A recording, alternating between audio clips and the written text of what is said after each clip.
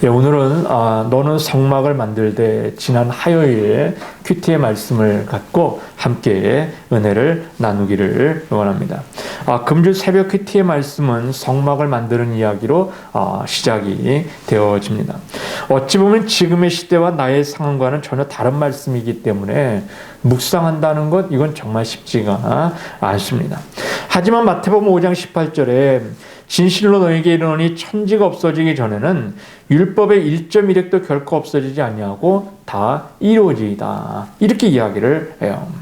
다시 말해 필요하다는 말씀입니다. 은혜가 있다는 말씀입니다. 그러니 말씀을 우리는 곱씹고 곱씹어서 묵상해야 하고, 그리고 하나님의 뜻을 알아가는 지혜로 채워가는 저와 여러분이 되시기를 주님의 이름으로 축원합니다. 오늘 본문은 하나님의 성막 안에 배치되어야 될 기구뿐만 아니라 성막 자체에 필요한 모든 요구들을 지금 하나님이 하고 계세요. 심지어는 보여주시기까지 합니다.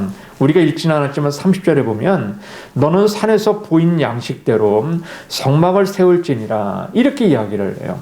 또한 27장 8절에 보면 제단은 널판으로 속이 비게 만들되 산에서 내게 보인 대로 그들이 만들게 하라, 이렇게 이야기를 해요.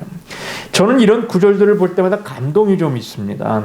하나님이 우리를 얼마나 사랑하시는가, 우리를 얼마나 자상하게 인도하고 계시는가, 그렇지 않습니까?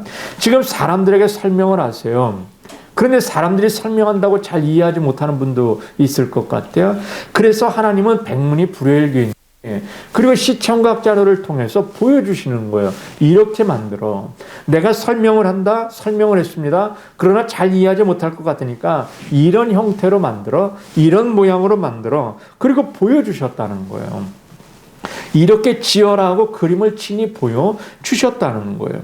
사랑하는 성도 여러분, 저와 여러분이 믿고 있는 하나님은 정말 자상한 분이라는 생각이 들지 않으십니까?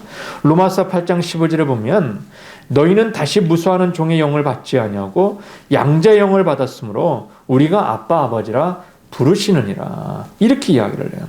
우리가 아빠라고 부를 정도로 저와 여러분을 지금 주님은 사랑하고 계신다는 거예요. 전혀 곤란하게 하지 않으신다는 거예요. 어느 복음성가처럼 당신은 사랑받기 위해 태어난 사람, 당신의 삶 속에서 그 사랑받고 있지요, 이런 찬양이 있습니다. 어떻습니까? 지금 우리가 충분한 사랑을 받고 계십니까? 그 사랑을 지금 느끼고 계십니까? 예수 믿는 사람이라면 적어도 하나님의 자녀가 되어줬고 선포한 사람이라면 이 정도의 고백은 있어야죠. 하나님이 나를 정말 사랑하셔. 그 사랑은 바로 이런 사랑을 통해서 지금 내가 느끼고 있어. 이런 고백이 있어야 하는 거죠. 어찌됐든 하나님은 우리를 사랑하셔서 지금 성막을 지어라, 그렇게 말씀까지 하시고 그림을 그려주신 분이세요. 전지전능하신 하나님이 거하실 처소를 지금 만들어라, 이렇게 이야기를 해요. 물론 세상의 주인이신 하나님이 인간이 지은 집에 거하시는 분은 절대 아닙니다. 그럼에도 불구하고 하나님의 백성들을 위해서 거할 처소를 지어라, 그렇게 이야기를 하고 계세요. 출애굽기 25장 8절에 보면 내가 그들 중에 거할 성소를 그들이 나를 위하여 짓되 물은 내가 보이는 모양대로 장막을 짓고 기구들도 그 모양을 따라 지을지니라, 이렇게 이야기를 하고 있는 거죠. 한마디로 하나님께서는 지금 이스라엘 백성들을 위해서 내가 거할 처소를 지어, 결국에 내가 거할 처소이긴 하지만 이스라엘 백성들을 위하여 처소를 지금 만들어라, 이렇게 이야기를 해요. 성도 여러분, 아시다시피 이스라엘 백성들은 출애굽을 하기 위해서 얼마나 큰 일들을 겪었습니까? 아마 사람이 일생에서 겪기 어려운 일들을 그들은 겪었을 겁니다. 10번이나 겪었습니다. 그 모든 일들이 정말 대단한 일들이었습니다. 그것뿐이었던가요? 홍해 앞에 이르렀을 때에 그들 앞에는 홍해가 가로막고 있고 뒤에는 애굽의 군대의 전차 부대가 지금 달려오고 있습니다. 한마디로 진퇴양난 속에서 무엇을 어찌해야 될지 모르는 상황 가운데 하나님께서 밤새 동풍을 불게 하셔서 홍해를 가르십니다. 그리고 이스라엘 백성들은 마른 땅을 그것을 밟고 건넜다, 그렇게 이야기를 해요. 따라오던 애굽의 최강의 부대는 물속에 수장되어지는 엄청난 일을 겪게 되죠. 여러분, 누가 봐도 이것은 하나님이 하신 하신 일입니다. 주변의 모든 나라의 족속들이 다 떨기에 합당한 일들이었다라고 이야기를 해요. 출애굽기 15장 14절부터 16절까지 보면 여러 나라가 듣고 떨며 블레셋 주민이 두려움에 잡히며 에돔 두령들이 놀랐고 모압 영웅이 떨림에 잡히며 가나안 주민이 다 낙담하나이다. 놀랍고 두려움이 그들에게 임하매 주의 팔이 크므로 그들이 돌같이 침묵하였사오니 여호와여 주의 백성이 통과하기까지 곧 주께서 사신 백성이 통과하기까지였나이다. 이렇게 이야기를 해요. 주변에 있는 모든 나라들이 이스라엘 백성들이 애굽에서 나온 사건, 홍해 건넌 사건에 대한 이야기를 듣고 돌같이 굳었다는 거예요. 그들이 떨려서 돌같이 지금 침묵하고 있다. 그렇게 이야기를 해요. 엄청난 사건을 지금 그들이 경험을 했다는 거죠. 한마디로 출애굽의 역사는 백성들이 여호와를 경외하며 그의 종 모세를 묻기에 부족함이 없었다. 그렇게 이야기를 해요. 성도 여러분, 나라가 만들어지기 위해서는 세 가지 요소가 필요하다고 이야기를 해요. 첫 번째는 같은 국가적인 가치관을 가진 백성이 필요합니다. 국민이 필요해요. 두 번째는 자주국임을 상징하는 헌법이 필요해요. 그걸 우리는 율법이라고 이야기를 하죠. 셋째는 이들이 거할 땅이 필요합니다. 영토가 필요해요. 이 세 가지가 만들어지면 이제 나라다, 국가다, 이렇게 이야기를 하게 되죠. 이에 따라서 하나님은 하나님의 백성을 택하셨어요.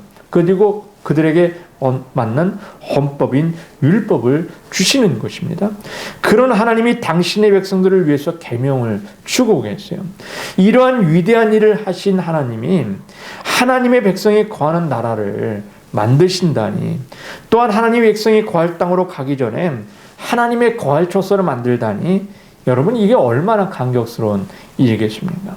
그러니 그들이 하나님을 성막을 짓기 위해서 기쁜 마음으로 예물을 드렸다라고 성경은 우리에게 이야기를 합니다. 이건 당연한 거죠.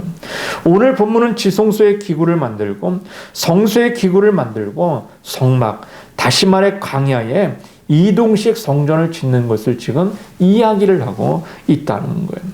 다시 말씀드리지만 성막은 하나님이 거하시는 곳이에요.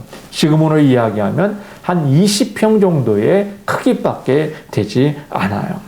전지전능하시고 천지를 창조하신 위대한 하나님이 거하시는 지금 성막을 만들어라. 이렇게 이야기를 해요. 초막을 짓는 것도 아니고 궁궐을 짓는 것도 아니고 신이 거하는 곳을 지금 지어라. 이렇게 이야기를 해요. 얼마나 화려하겠습니까? 인간이 거하는 왕궁도 화려한데 물론 이동식이라고 이야기해도 신이 거하는 곳을 짓는 일이니까 얼마나 화려하게 지었겠습니까? 하지만 오늘 본문을 들여다보면 성막 안쪽에 보면 토목, 천으로 덮어라. 그렇게 이야기합니다. 그리고 그 위에는 염소털로 덮어라. 그리고 그 위에는 수양의 가죽으로 덮고 그 맨 위에는 해달의 가죽으로 덮어라. 이렇게 이야기를 해요. 비가 내려도 방수가 되고 강야에 먼저 바람으로부터 막기 위하여 여러 겹으로 덮으라. 이렇게 이야기를 해요. 물론 취지는 이해가 됩니다. 하지만 하나님이 거하시는 곳이 성막 아닙니까?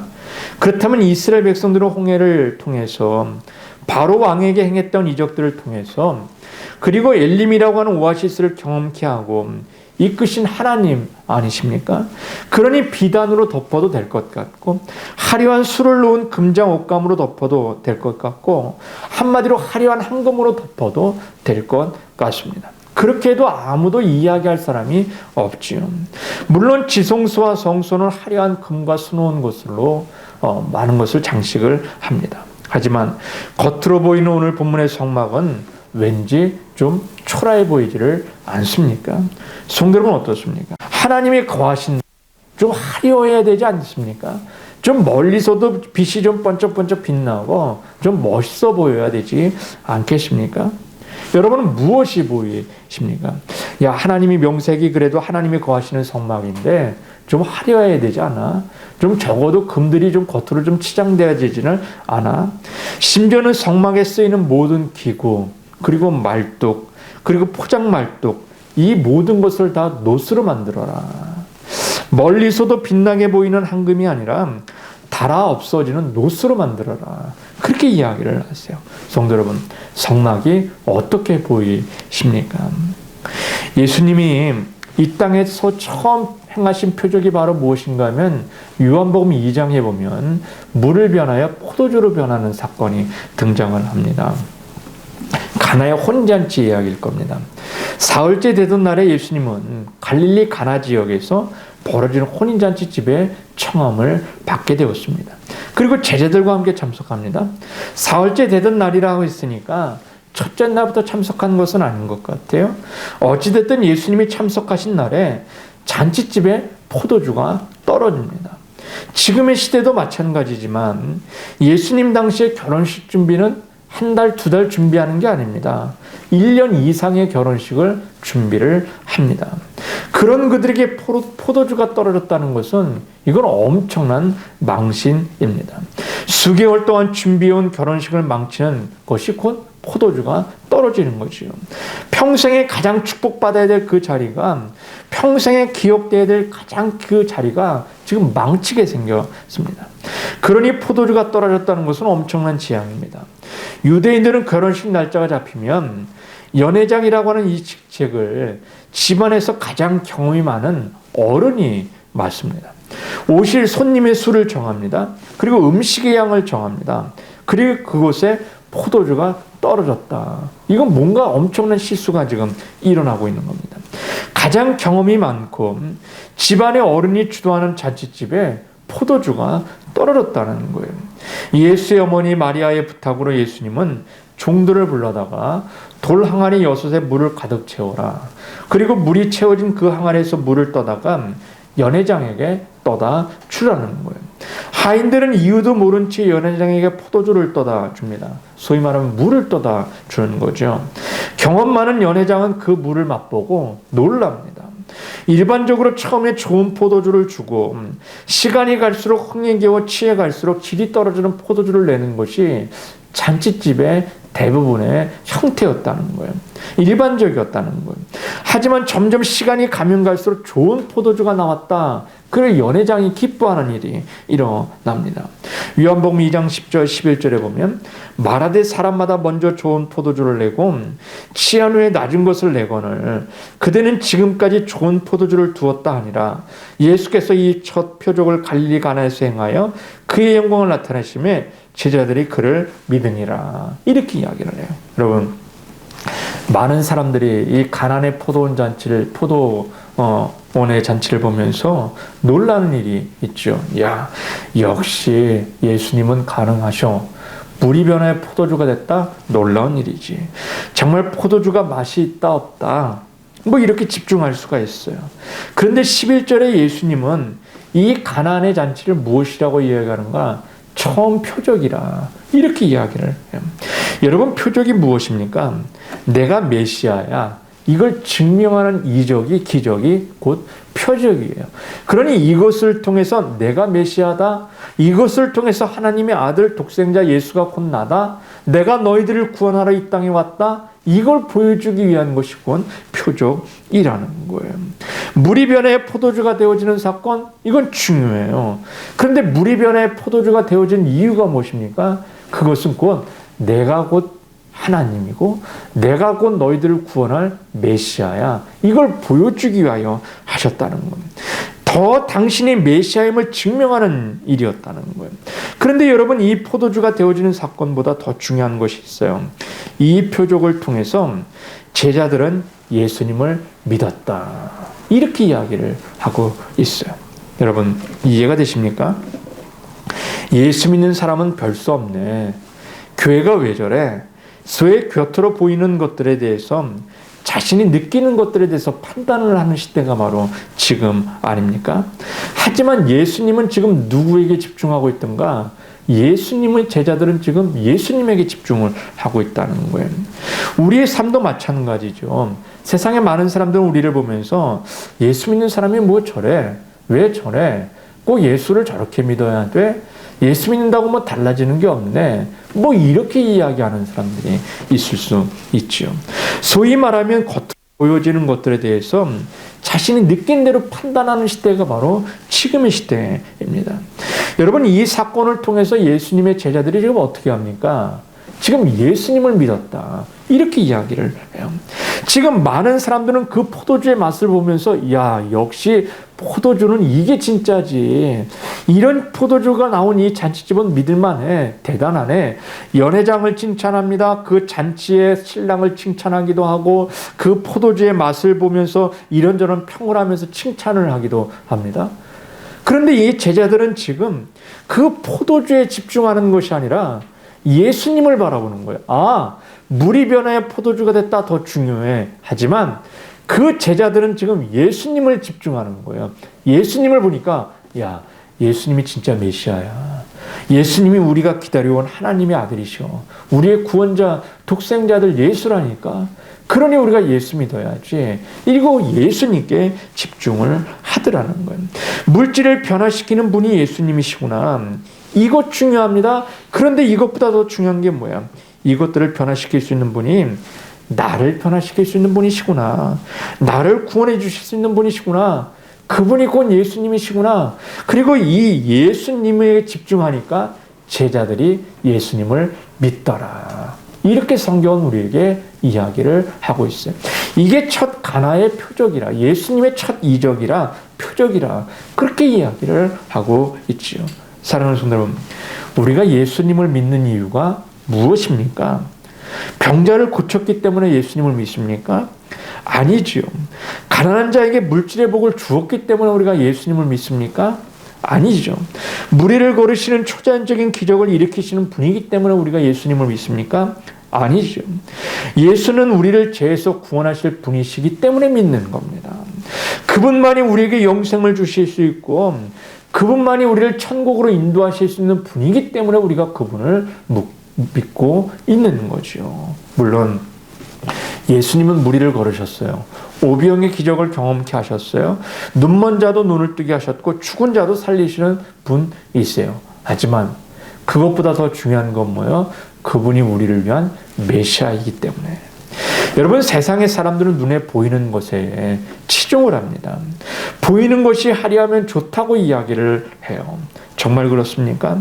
눈에 좋아 보이는 것이 정말 다 좋습니까? 우리는 말합니다. 눈에 보기에 좋은 떡이 맛있다, 이렇게 이야기를 해요. 정말 그렇던가요? 눈에 보기에 좋은 음식이 여러분 비위생적으로 만들어지고 잘못된 식재료로 만들어져서 고발되어지는 경우가 우리 주변 가운데 얼마나 많이 있던가. 보기에 좋은 떡이 사람을 유익하는 게 하는 것이 아니라 영혼을 살리는 것이 좋은 것임을 여러분 기억하며 나가는 저와 여러분이 되시기를 주님의 이름으로 축원합니다. 예수님은 마태복음 4장 4절에 이야기를 해요. 사람이 떡으로만 사는 것이 아니라 하나님의 입으로 나오는 모든 말씀으로 사는 것이다, 이렇게 이야기를 해요. 여러분, 사람이 떡으로 산다? 이건 눈에 보이는 거죠. 그런데 하나님의 입으로 나온다? 이건 눈에 보이는 게 아닙니다.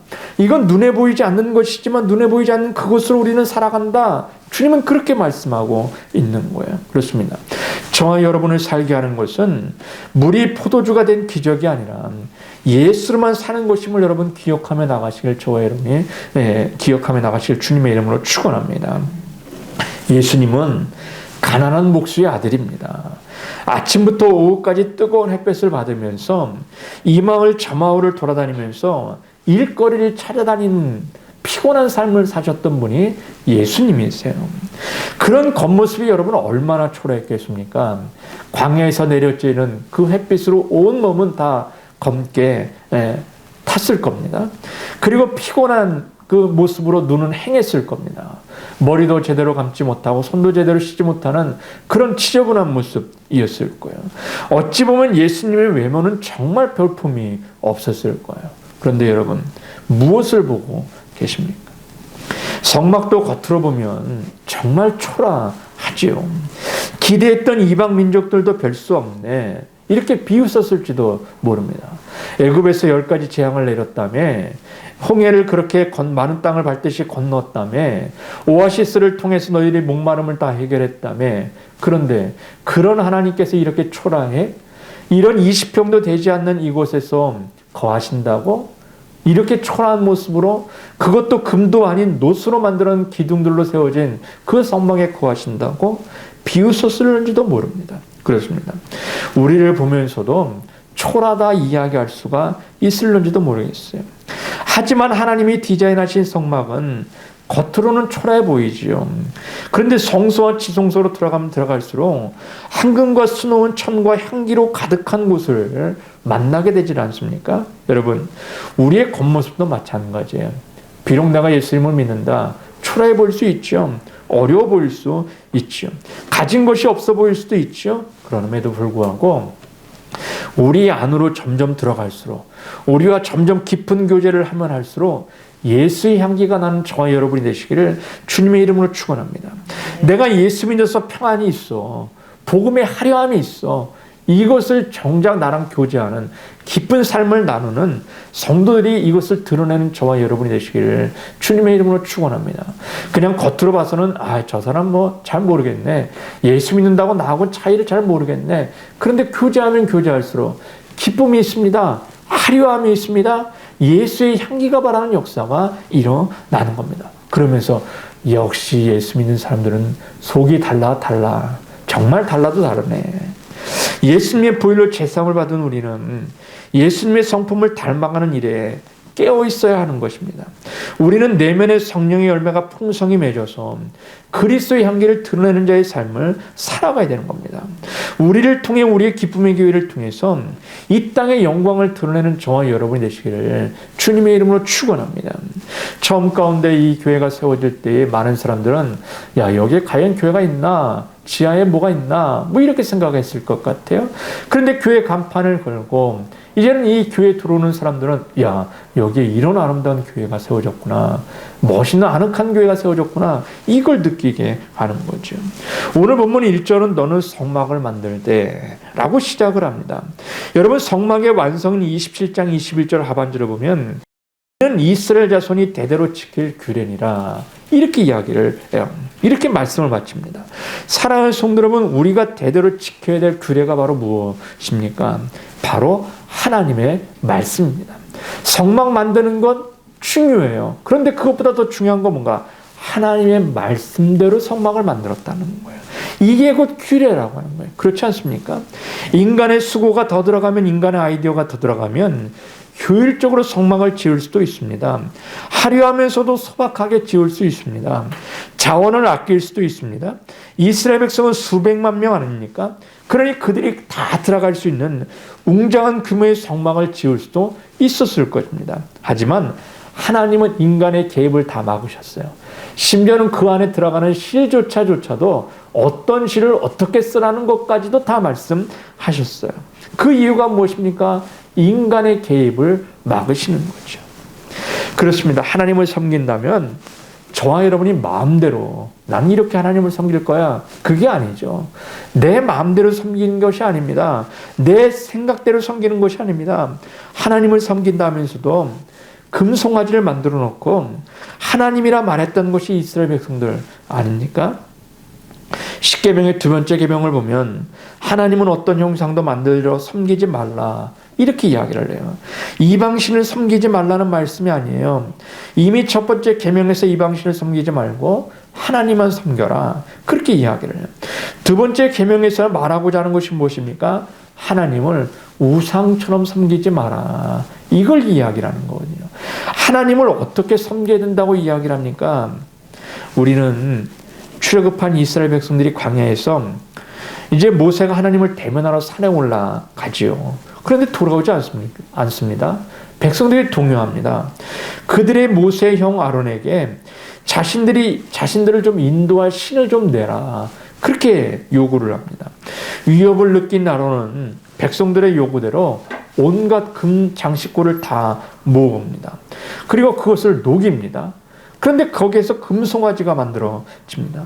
온 백성이 함께 금송아지를 숭배하게 되어집니다. 그리고 백성들은 정말 하나님을 버리고 금송아지를 숭배하게 되어집니다. 그런데 그들이 금송아지를 숭배했다고 이야기합니까? 아니죠. 출애굽기 32장 4절에 보면 그들이 말하되 이스라엘아, 이는 너희를 애굽 땅에서 인도하여 낸 너희 신이로라. 금부치를 다 녹였다는 거예요. 그런데 금부치를 녹였더니 거기서 금송아지가 튀어나왔다는 거예요. 그런데 이것이 송아지가 아니라 우리를 애굽에서 인도해낸 하나님이야, 그렇게 그들을 이야기를 하고 있는 거죠. 이들은 금송아지가 아니라 우리는 하나님을 믿는 거야. 지금 하나님을 섬기고 있는 거야. 그렇게 지금 이야기를 하고 있습니다. 여러분, 하나님을 잘 믿을 수 있도록 자신들의 편의에 따라서 하나님을 금송아지 형태로 만들어 놓고 하나님이라 이렇게 섬기고 있다는 거예요.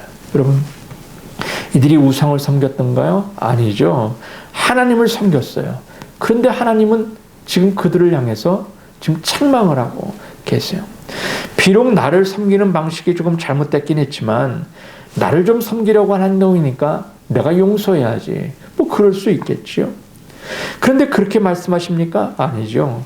하나님은 이스라엘 백성들이 출애굽기 32장 7절에 보니까 부패했다. 부패했다 이렇게 이야기를 해요. 부패했다는 것이 무엇입니까? 처음에는 정상적이었다는 거예요. 신선했다는 거예요. 근데 시간이 가면 갈수록 곰팡이가 썰고 냄새나고 썩어가는 일들이 일어났다는 거예요. 금송아지를 만들고 숭배하는 행위에 대해서 하나님은 부패했다. 그렇게 이야기를 하고 있는 거죠. 저와 여러분도 그럴 수 있다는 거예요. 하나님을 섬기는 일에 있어서 늘 신선함을 유지할 수 있어야 되는데 그 신선함을 유지하지 못하고 점점 더 부패해 갑니다. 썩어져 갑니다. 냄새가 나기 시작을 합니다. 그리고 어느 날 갑자기 금송아지를 만들어 놓고 이게 하나님이야. 이렇게 섬기는 일들이 일어나죠. 사랑하는 성도 여러분, 우리 스스로의 신앙을 신중하게 한번 뒤돌아봐야 합니다. 혹시 금송아지 같은 우상을 섬기면서 내가 지금 하나님을 섬기고 있다 착각하고 있는 것 아닌가? 이스라엘 백성들이 왜 금송아지 우상을 만들었습니까? 출애굽기 32장 1절에 보니까 우리를 인도할 신을 우리를 위하여 만들라. 그렇게 이야기를 해요. 하나님을 만든다고 이야기하지만 결국엔 누구를 위합니까? 우리를 위한 신을 만들라. 나를 위한 신을 만들라. 그렇게 이야기해요. 사실 그들은 섬기는 신이 하나님이든 금송아지든 상관이 없습니다.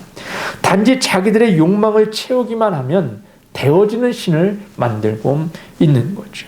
혹시 저와 여러분의 삶 가운데 혹시 속이 아닌 겉을 보고 예수 믿는 사람들이 있습니까? 교회의 속이 아닌 겉을 보고 하나님을 따르는 성도들이 있던가요? 오늘날 많은 사람들이 마음으로 하나님의 형상을 만들고 자기 욕구를 채우는 수단으로 이용을 합니다. 이스라엘 백성들처럼 금송아지를 만들어 섬기면서 나는 하나님을 섬기고 있어. 잘하고 있다니까? 이렇게 착각하고 있지를 않던가요? 무조건 열심히 섬기기만 하면 하나님이 좋아하시는 것 아니라는 거예요. 하나님은 언제나 하나님이 원하시는 방식대로 예배하고 섬겨야 될 대상임을 분명히 주님은 지금 성막을 통하여 가르쳐주고 계세요.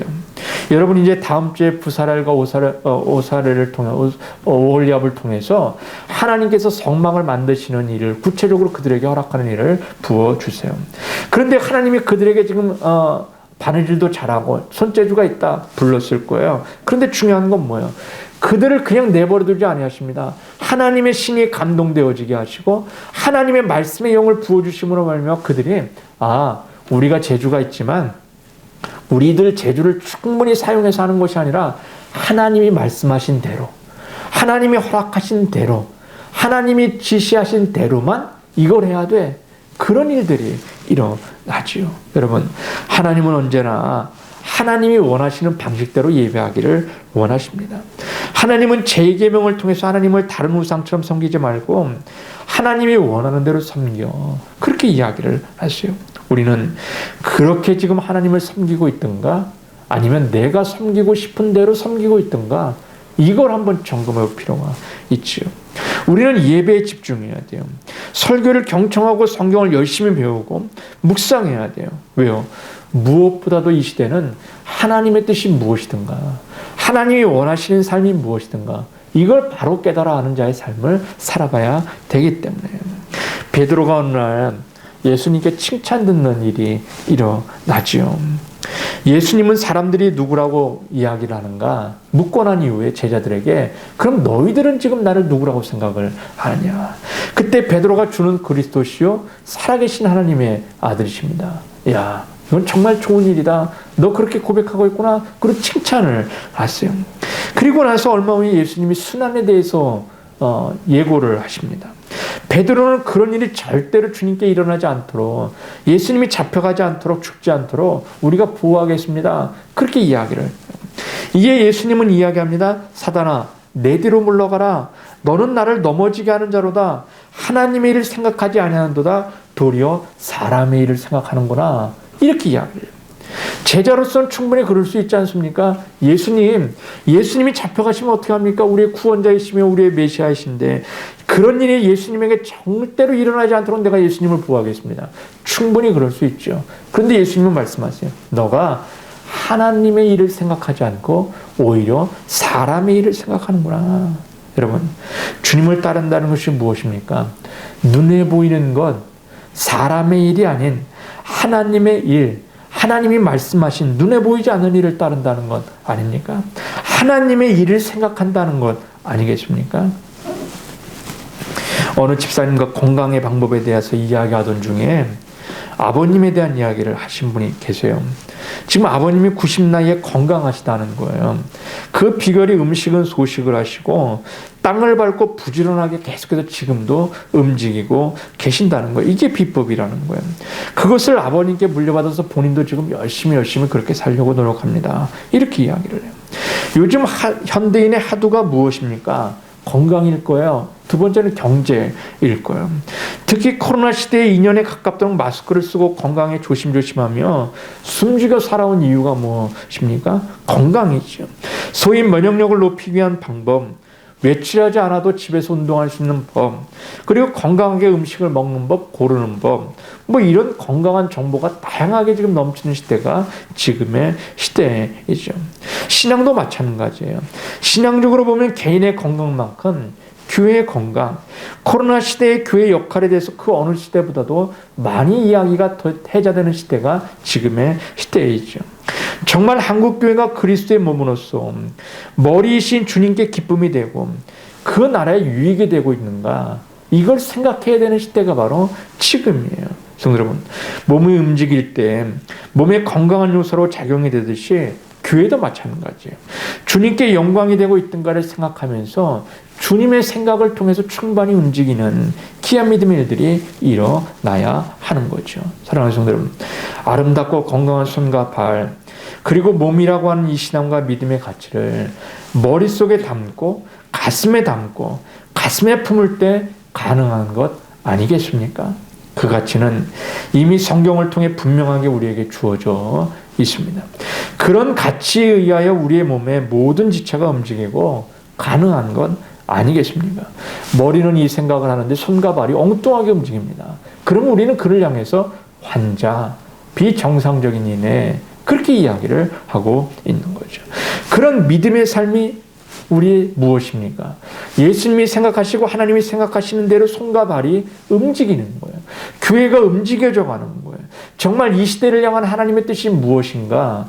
그걸 보는 거죠. 세상의 사람들은 눈에 보이는 가치가 최고라고 이야기하지만 믿음의 교회는 하나님의 생각하는 가치, 그 눈에 보이지 않는 그 가치를 위해서 오늘도 힘쓰고 애쓰는 믿음의 역사가 일어나야 될 줄로 믿습니다. 겉에 치장하는 삶이 아닌 내면이 더 건강하고 아름다운 신앙의 성막과 같은 믿음의 삶을 추구하는 저와 여러분이 되시길 주님의 이름으로 축원합니다.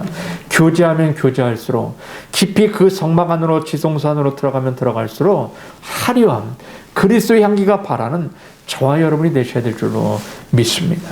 저는 이 말씀을 정리하려고 합니다. 예수님은 하나님이시지만 성육신 하셔서 이 땅에 오셨고 십자가에서 인류의 죄를 위하여 돌아가셨어요. 예수님이 이 대속의 사역으로 인류에게 구원의 문이 열렸습니다. 이를 믿는 자는 하나님의 성막처럼 보호해 주신다는 것 아닙니까? 성막은 곧 예수님을 상징합니다. 성막 아래 있는 자는 하나님의 보호하심을 깨닫게 되어지는 것입니다. 어떤 악한 세력도 그것을 뚫고 들어올 수 없다는 것이고 성막인 거죠. 성막 안이 가장 안전하며 아름다운 곳임을 여러분 기억을 해야 되죠. 또한 이런 믿음의 성막의 삶을 살아가기 위하여 오늘도 힘쓰며 애쓰며 나가는 저와 여러분이 되시기를 주님의 이름으로 축원합니다.